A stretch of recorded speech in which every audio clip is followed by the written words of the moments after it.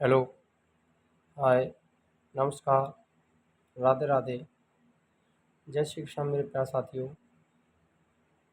आप सभी का मिशन सरकारी नौकरी का जो हमारा बैच चल रहा था इंडियन हिस्ट्री के अंतर्गत, उसकी लगभग 1 महीने से आपको हम लोग क्लास नहीं दे पाए थे विभिन्न एग्जामों के चलते। तो अब से हमारी जो क्लासेज रुकी हुई थी, प्लेलिस्ट हमने बना रखी है हिस्ट्री की। मध्यकालीन इतिहास की अंतिम 2-3 क्लासेज और बची हैं।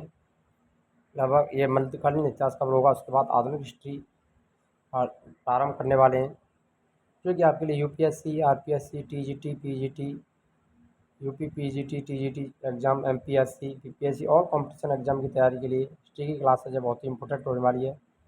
और यूपी टीजीटी के अंतर्गत वैकेंसी एल टी ग्रेड की मिल चुकी हैं। टीजीटी, पीजीटी की लगभग 30,000 वैकेंसी आपको यहाँ पर देखने को मिलने वाली हैं, तो उनके लिए भी इम्पोर्टेंट क्लास रहेगी। आरपीएससी फर्स्ट ग्रेड और सेकंड ग्रेड के लिए भी ये सारी की सारी क्लासेज हैं। हिस्ट्री से संबंधित क्लासेज आपको देखने को मिलेंगी यहाँ पर।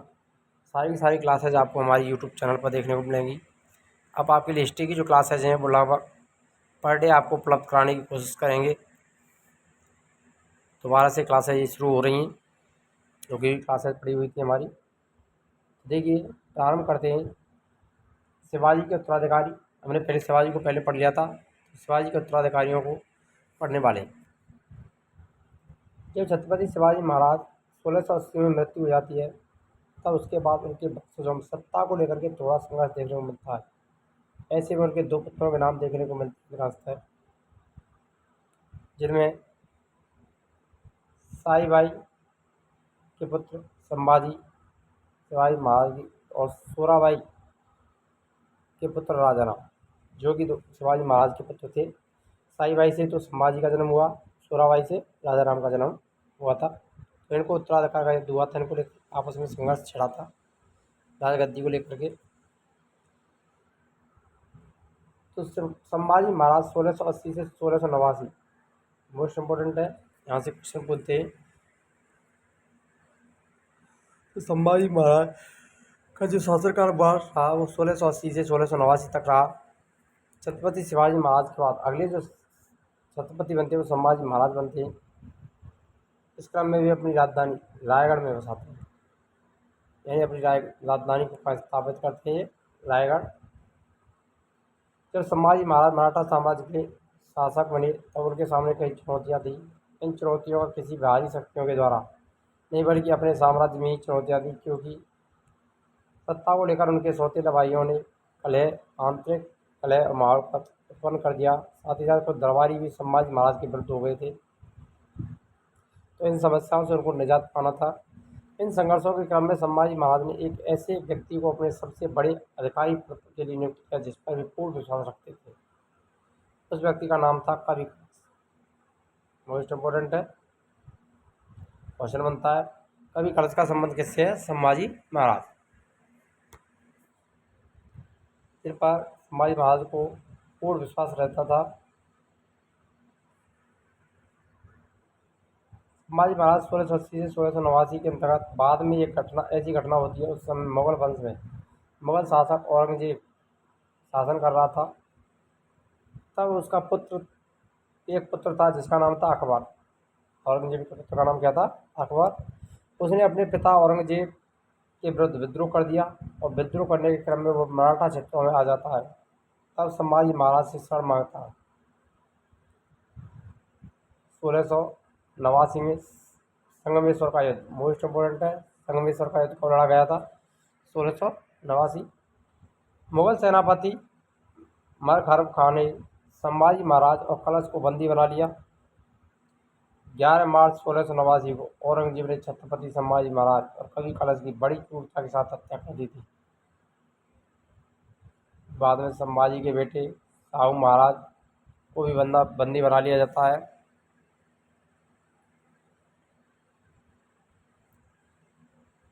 और संभाजी महाराज को छावा के नाम से ये प्रसिद्ध हुए थे, छावा के नाम से संभाजी महाराज, ध्यान रखना, छावा के नाम से इनको जाना जाता है। नेक्स्ट आता है राजाराम। 1689 से 1700 ईस्वी तक इन्होंने शासन किया। इस प्रकार राजा राम 1689 में मराठा साम्राज्य की सत्ता संभाल लेते हैं और राजा राम को यह आभास था कि मुगल मराठा साम्राज्य को अपने अधीन करना चाहते हैं। इसलिए राजा राम द्वारा रायगढ़ से राजधानी, यानी जो संभाजी द्वारा स्थापित की गई थी राजधानी रायगढ़ में, उस राजधानी को स्थानांतरित करके ये सतारा को महाराष्ट्र साम्राज्य की राजधानी बनाते हैं। तो सतारा को महाराष्ट्र साम्राज्य की राजधानी किसने बनाया था? राजा राम के द्वारा बनाया गया। ध्यान रखना, रायगढ़ को राजधानी किसने बना लिया था? संभाजी ने बनाया था।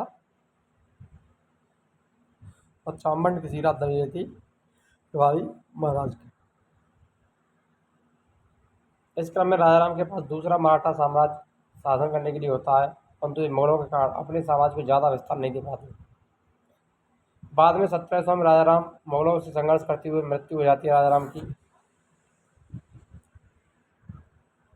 तब शिवाजी द्वितीय 1707 तक शासन करते हैं। इसके बाद राजा राम के पुत्र शिवाजी द्वितीय को शासन संभालना था, परंतु वे अल्पवयस्क थे।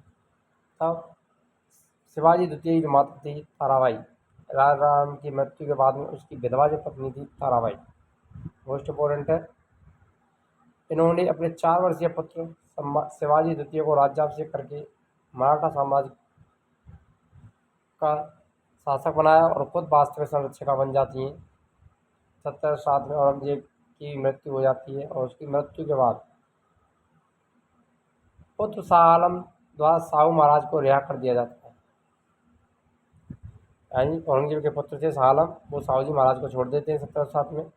जब साहू महाराज मुगलों के कैद से रिहा होते हैं तब वापस मराठा साम्राज्य में आते हैं, तो उन्होंने सत्ता को वापस लेने के लिए महारानी ताराबाई के साथ खेड़ा नामक स्थान में संघर्ष करा था। ये तो खेड़ा का युद्ध लड़ा था ताराबाई के साथ में, और संघर्ष में साहू महाराज को विजय प्राप्त होती है। इस प्रकार साहू महाराज को मराठा साम्राज्य की सत्ता वापस मिल जाती। तो खेड़ा का युद्ध ताराबाई के बीच और साहू जी के बीच लड़ा गया था। यहाँ पर देखते हैं ये ताराबाई हैं जिन्होंने अपनी मराठा साम्राज्य की संरक्षिका बनी थी, शिवाजी द्वितीय की माँ थी।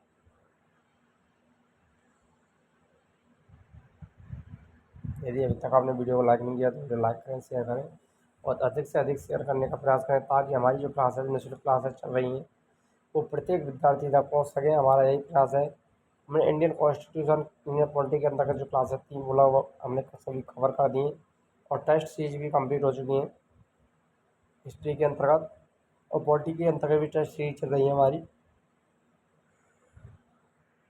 तो वही टेस्ट सीरीज के साथ साथ आपको थ्योरी की क्लासेज चल रही हैं। जैसे ही ये हिस्ट्री की क्लासेस ख़त्म होंगी वैसे ही हम ज्योग्राफी की क्लासेस भी आपको रेगुलर देते रहेंगे और टेस्ट सीरीज भी आपको मिलती रहेंगी यहाँ पर समय समय पर।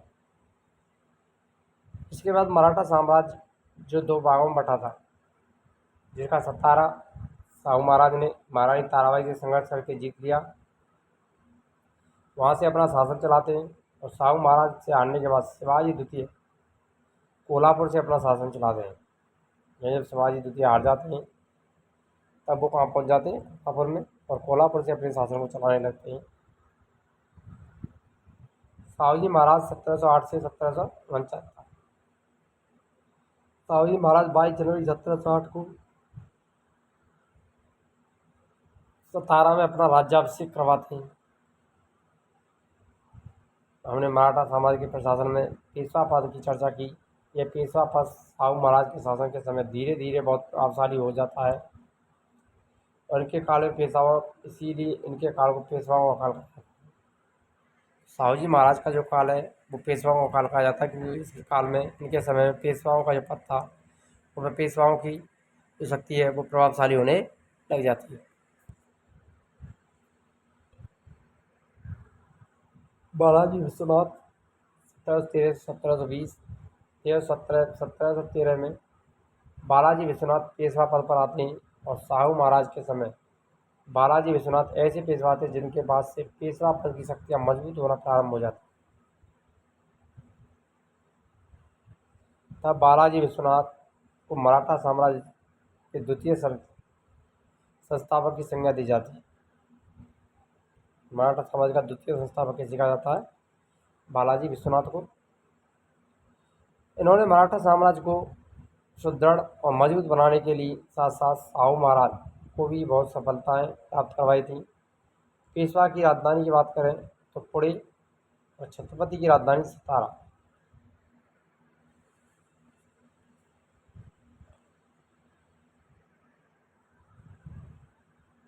बाद में बालाजी विश्वनाथ 1713 1719 से बालाजी विश्वनाथ द्वारा संसद सैयद जो बंधु थे उनकी सहायता करी गई। सैयद बंधु उस समय मुगल वंश में राजा के निर्माता के रूप में अपना कार्य करते थे। तब बालाजी विश्वनाथ ने इन्हीं की सहायता करके उस समय के मुगल शासक खुशियार को हटाकर रफी उद दरजात को अगला मुगल शासक बनाने में मदद की। इसके बाद 1719 में उस समय मुगल शासक रफी उद दरजात छत्रपति साहू जी महाराज के बीच दिल्ली की संधि हो जाती, जिसे रिचर्ड टेम्पल ने मराठाओं का मैग्ना कार्टा कहा है। मोस्ट इम्पोर्टेंट है, दिल्ली की संधि को मराठाओं का मैग्ना कार्टा किसने कहा है? रिचर्ड टेम्पल ने। रिचर्ड टेम्पल ने कहा है। इसके बाद मुगलों में दक्कन पर अधिकार खो जाता है। बाद में 1720 में बालाजी विश्वनाथ की भी मृत्यु हो जाती है। उसके बाद बाजीराव पेशवा प्रथम 1720 से 1740 तक। बालाजी विश्वनाथ के बाद में 1720 में बाजीराव प्रथम पेशवा पद पर आते हैं और इस प्रकार दौरान साहू महाराज राजा के पद पर अपना शासन चला रहे होते हैं। तभी इस समय पेशवा का पद वंशानुगत हो जाता है। यानी इनके समय से बाजीराव प्रथम के समय पेशवा का जो पद था वो कैसा हो जाता है? वंशानुगत होता है। पेशवा बाजीराव प्रथम ने मुगल साम्राज्य कमजोर हो रही स्थिति का फायदा उठाने के लिए साहू महाराज को उत्साहित करते हैं। वो कहा कि आओ हम इस पुराने वृक्ष के खोखले तने पर प्रहार करें, शाखाएं तो स्वयं गिर जाएंगी। मोस्ट इम्पोर्टेंट है कोटेशन, यहाँ से पूछा जाता है क्वेश्चन। साहू जी महाराज को उत्साहित करते हुए ये किसने कहा था कि आओ हम पुराने वृक्ष के खोखले तने पर प्रहार करें, शाखाएं तो स्वयं गिर जाएंगी? तो बाजीराव प्रथम ने कहा था। हमारे प्रयत्नों से मराठा पताका कृष्णा नदी से अटक तक फहराने लगी। उत्तर में साहू जी ने कहा, निश्चित रूप से ही आप इसे हिमालय के पार गाड़ देंगे, निस्संदेह आप योग्य पिता के योग्य पुत्र हैं।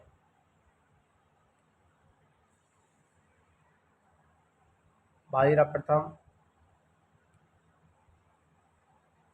पहले मराठे हैं जिन्होंने उत्तर भारत में साम्राज्य विस्तार किया। उन्होंने मुगलों को पराजित कर मालवा, गुजरात, बुंदेलखंड को जीत लिया और मराठा साम्राज्य में शामिल कर लिया था।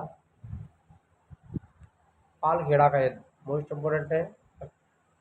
युद्ध 7 मार्च 1728 ईस्वी को बाजीराव प्रथम और निजाम उल मुल्क के बीच हुआ, जिसमें निजाम की हार हो जाती है।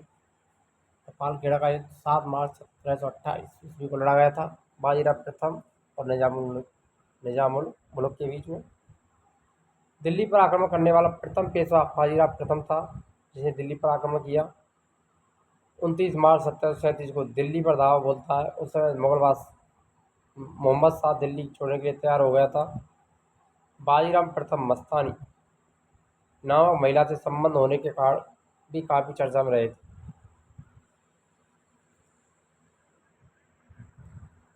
बाजीराव प्रथम 1720 से 1740 तक। बाजीराव प्रथम ने मराठा प्रसंग का निर्माण किया। ध्यान रखना, मोस्ट इम्पोर्टेंट है ये। मराठा प्रसंग का निर्माण किसने किया था? बाजीराव प्रथम ने। अब इनके अंतर्गत देखिए, सिंधिया ग्वालियर, गायकवाड़ बड़ौदा, पेशवा पूना, होलकर इंदौर, भोसले नागौर, ये इनके क्षेत्रों के अंतर्गत आते थे। इसको प्रसंग बोलते थे।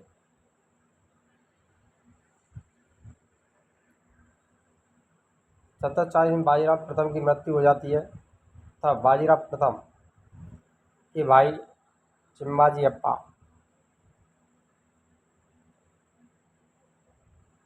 काशीबाई और मस्तानी बाजीराव प्रथम की पत्नियां थीं। काशीबाई के दो पुत्र बालाजी बाजीराव, जिसे नाना साहेब के नाम से प्रसिद्ध जाने जाते हैं, और रघुनाथ राव राघोबा के नाम से। मस्तानी का पुत्र शमशेर बहादुर, कवि कृष्णराव और इनके भाई थे चिम्माजी अप्पा, जिनका पुत्र था सदाशिव राव।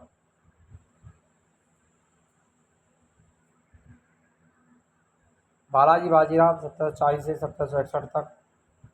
बाजीराव प्रथम की मृत्यु के बाद उनके पुत्र बालाजी बाजीराव पेशवा पद पर आते हैं।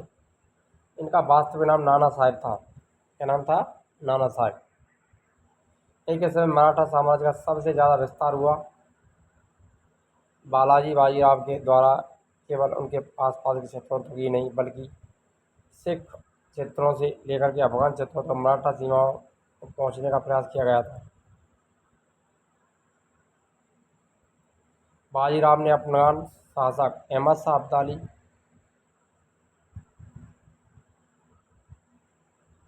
और उनकी सेना को भी भारत से बाहर कर दिया था। अब अहमद शाह अब्दाली दोबारा भारत आया और 1761 में तृतीय पानीपत का युद्ध हुआ अहमद शाह अब्दाली और मराठों के बीच में।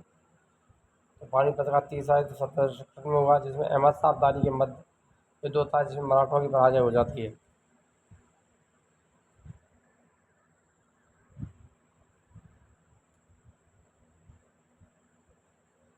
तो ये हमने पहले पढ़ लिए थे, बाजीराव और रघुनाथ राघोबा नाना साहब। इसके बाद में नाना साहेब के पुत्र हैं, उनमें विश्वास राव, माधव राव, नारायण राव।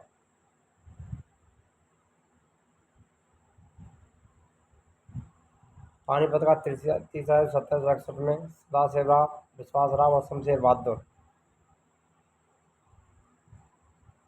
तथा अहमद शाह अब्दाली के मध्य होता है।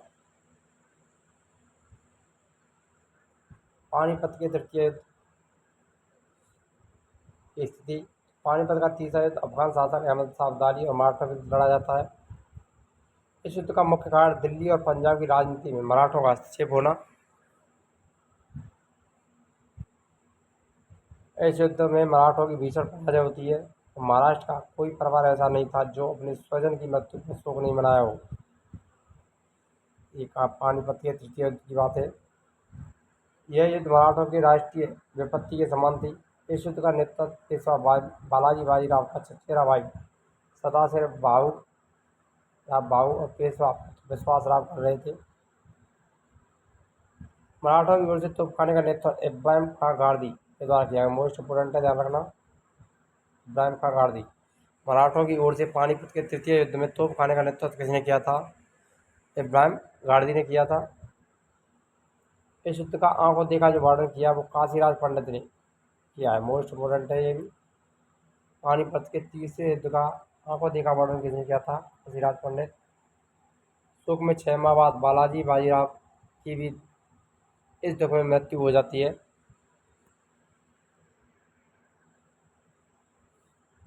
शिवाजी के उत्तराधिकारी माधवराव 1761 से 1772 ईस्वी। तो यहाँ से आपका एक भी क्वेश्चन आपका यहाँ से बाहर नहीं रहेगा। शिवाजी से संबंधित जो मराठा साम्राज्य दिख रहा है, यहाँ से एक भी क्वेश्चन आपको बाहर नहीं देखने को मिलने वाला है। फिलहाल आपको बिना स्किप किए संपूर्ण देखना है और अपने नोट्स तैयार करते रहना है।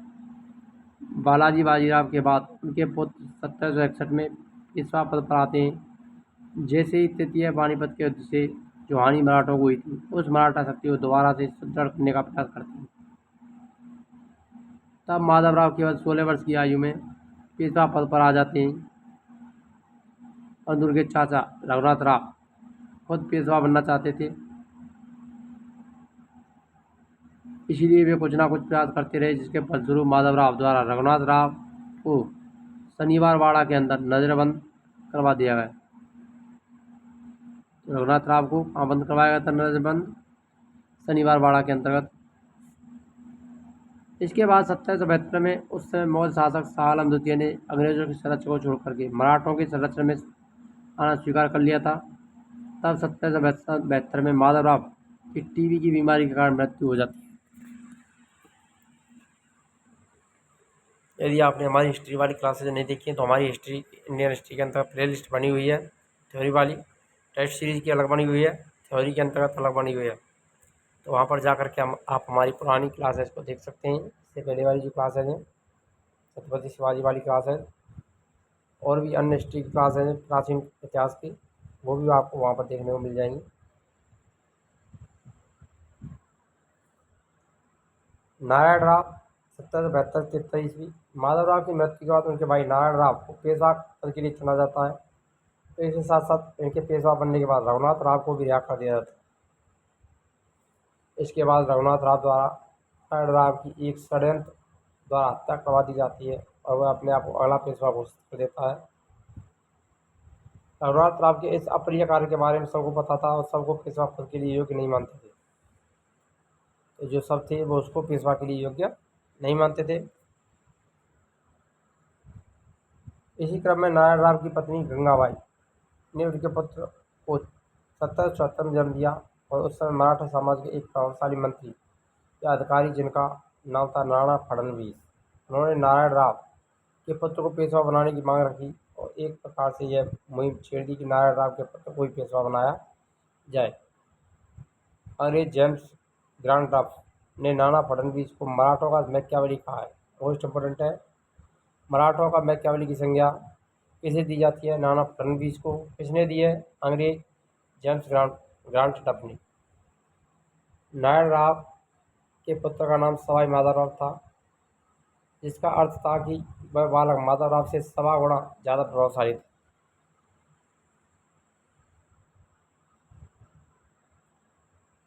सवाई माधवराव 1774 से 1795 ईस्वी। इसके फलस्वरूप नाना फडणवीस द्वारा एक बार भाई नामक परिषद का गठन किया, जिसमें सारे लोग मिलकर सवाई माधवराव को पेशवा बनाने के अभियान में लग गए। बाद में बार भाई परिषद अपने सवाई माधवराव को पेशवा बनाने में सफल हो जाती है और परिषद द्वारा सवाई माधवराव को पेशवा घोषित कर दिया जाता है। जिस समय सवाई माधवराव को पेशवा बनाया गया उस समय वे केवल 40 दिन की आयु के थे। इतनी छोटी आयु में सवाई माधवराव मराठा समाज की प्रशासन व्यवस्था नहीं संभाल सकते थे, इसलिए उनके नेतृत्व में नाना फडणवीस और उनकी वीर बार भाई परिषद द्वारा प्रशासन व्यवस्था को चलाया गया था।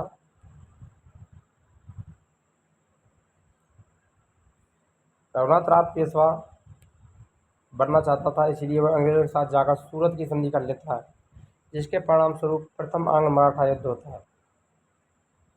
बाजीराव द्वितीय 1795 से 18 ईस्वी। बाजीराव द्वितीय अंतिम पेशवा बनते हैं। इस समय अंग्रेजों ने भी भारत पर अपने पैर जमा लिए। तृतीय आंग्ल मराठा युद्ध के बाद अंग्रेजों द्वारा इस पेशवा पद की समाप्ति कर दी जाती है और बाकी क्षेत्रों की तरह मराठा साम्राज्य अंग्रेजों के अधीन आ जाता है।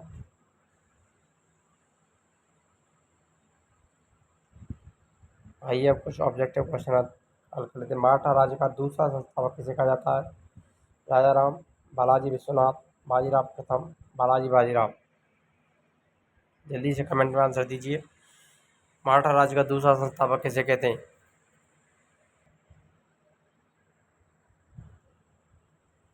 तो यहाँ पर मराठा साम्राज्य के द्वितीय संस्थापक कौन थे? राजा राम, बालाजी विश्वनाथ, बाजीराव प्रथम, बालाजी बाजीराव। तो वो थे बालाजी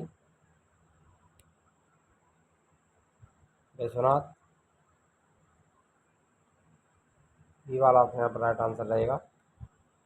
किस मराठा शासक के शासनकाल को पेशवाओं के शासनकाल के नाम से जाना जाता है?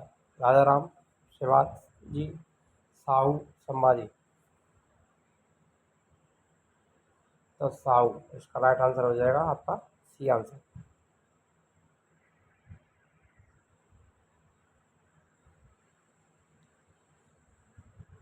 नेक्स्ट क्वेश्चन है, वह अंतिम छत्रपति कौन था जिसने संपूर्ण अधिकारों का भोग किया, जिसके बाद मराठा छत्रपति नाम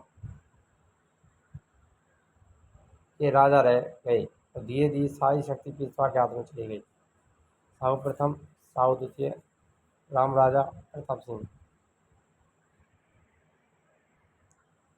यहाँ पर आपका राइट आंसर कौन सा रहेगा? साहू प्रथम, साहू द्वितीय, राजा प्रताप सिंह। तो साहू प्रथम के समय option A answer right answer हो जाएगा। मराठा साम्राज्य की सबसे बहादुर महिला कौन थी? ताराबाई, येसुबाई, सेईबाई, सोयराबाई। वो कौन थी? Tarabai. Option A answer right answer हो जाएगा। इस समय मराठा शक्ति अपने चरमोत्कर्ष पर पहुंची, साथ ही मराठा शक्ति का पतन भी आरंभ हुआ। बालाजी विश्वनाथ, बाजीराव, बालाजी बाजीराव।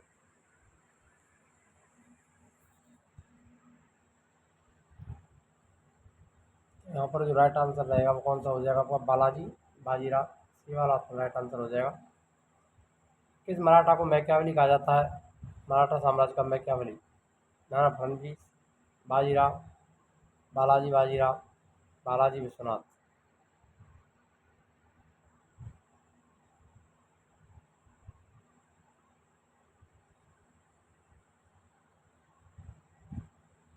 नाना फडणवीस को जेम्स ग्रांट, अंग्रेज अधिकारी जेम्स ग्रांट ने मराठा साम्राज्य का मैकियावेली की संज्ञा दी। ये वाला आपका राइट आंसर रहेगा। किसने पानीपत के तृतीय युद्ध में संगठित मराठा सेना का नेतृत्व किया? दत्ताजी सिंधिया, विश्वास राव, सदाशिव बाबू, बल्लाराव होलकर। संगठित मराठा सेना का नेतृत्व करता कौन था? मराठा सेना का नेतृत्व किसने किया था? सदाशिव राव बाबू। ये वाला आपका राइट आंसर रहेगा यहाँ पर।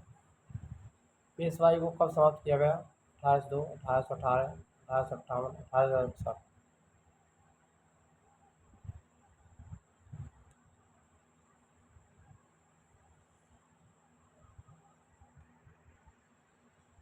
1818 तक पेशवाई का जो पद है वो समाप्त कर दिया गया था। ये वाला आपका राइट आंसर रहेगा। नाना साहब के नाम से कौन प्रसिद्ध था? बाजीराव प्रथम, बालाजी बाजीराव, बालाजी विश्वनाथ, माधवराव। नाना साहब के नाम से कौन प्रसिद्ध था? बालाजी बाजीराव। ये वाला आपका राइट आंसर हो जाएगा आपके लिए। खेड़ा का युद्ध निम्नलिखित में से किस किसके बीच लड़ा गया? साहूजी, संभाजी, संभाजी ताराबाई, राजाराम शिवजी, शिवाजी द्वितीय, साहूजी ताराबाई। तो ताराबाई और साहू के बीच लड़ा गया था, साहू जी के बीच। डी वाला आपका राइट आंसर रहेगा यहाँ पर। राजा राम के बाद उसका 4 वर्षीय पुत्र मराठा साम्राज्य का उत्तराधिकारी नियुक्त हुआ। राजा राम के पुत्र का नाम क्या था? बाजीराव, शिवाजी द्वितीय, बालाजी, साहू। शिवाजी द्वितीय। डी वाला आपका राइट आंसर रहेगा यहाँ पर भी। मराठा साम्राज्य का अंतिम पेशवा कौन था? शिवाजी द्वितीय, बाजीराव प्रथम, बालाजी बाजीराव द्वितीय, बालाजी बाजीराव, बाजीराव द्वितीय। डी वाला आपका राइट आंसर रहेगा। अगर आपने अभी तक वीडियो को लाइक नहीं किया तो वीडियो लाइक करें, शेयर करें और चैनल पर नए हैं तो चैनल को सब्सक्राइब करना ना भूलें। मिलते हैं नेक्स्ट वीडियो में, तब तक के लिए जय हिंद, राधे राधे, जय श्री कृष्ण।